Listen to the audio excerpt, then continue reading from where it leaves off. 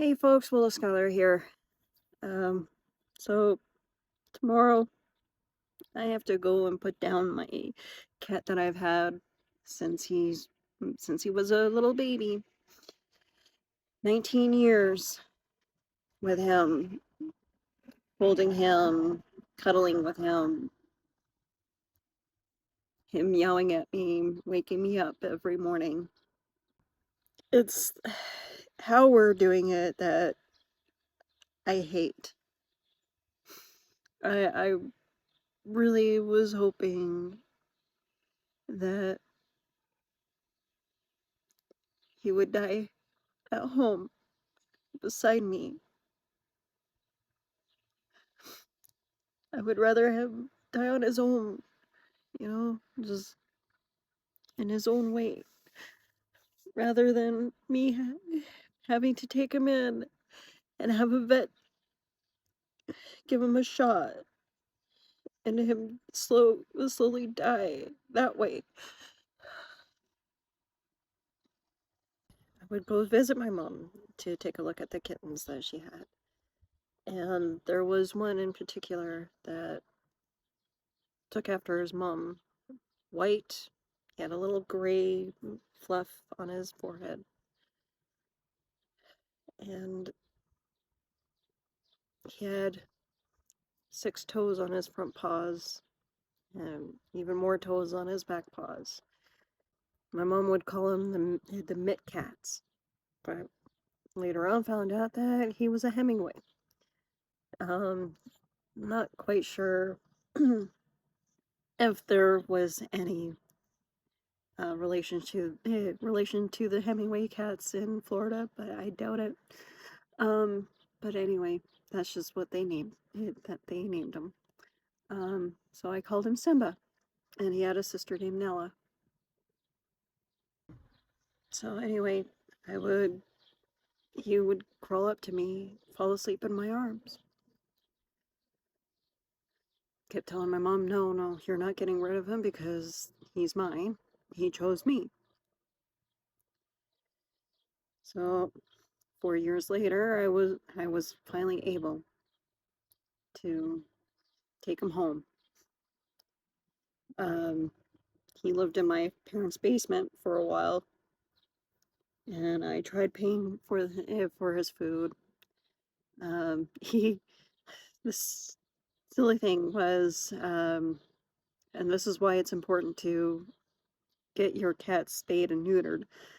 Um, he knocked up both his sister and his mom.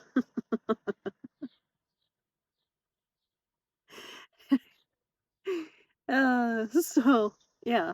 Um, uh, my mom promised that she'd go and get Simba fixed. Um, while he, while she was trying to get him fixed, he ended up getting loose and going missing. Middle of winter, trying to look for a white cat. Um, we ended up finding him, thank God. He was trying to go underneath one of their neighbors' garbage cans, and his head got stuck. Simba is a giant white cat. Okay, he took after his dad in that way, where he wasn't fluffy, but he just was big. He had big paws, and he he didn't really play much because I guess it would tire him out. And to him, I guess it always seemed awkward that, or silly. So I tried to get him to play, but there were times where he'd just like stare at me like, no, I'm not playing. Um, Maybe he was a little sensitive in that right area where he wanted to play with the rest of them, and he just got a little overzealous and played a little rough. Um,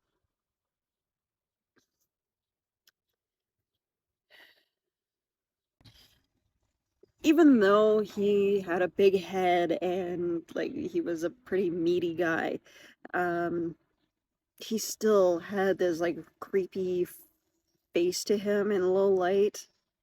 Um, yeah, and he would just stare at you, and you know that something is staring at you. Uh, so that was his way of letting us know he was hungry. Um, and then he'd let out his meows as soon as you moved. One day while feeding him, he let out this meow that sounded very much like he was asking me a question. And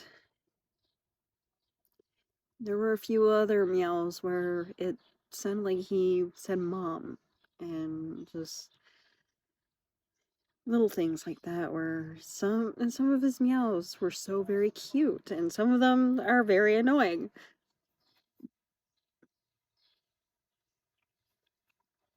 19 years is a long time to get to know anybody, let alone someone who should just be considered a pet.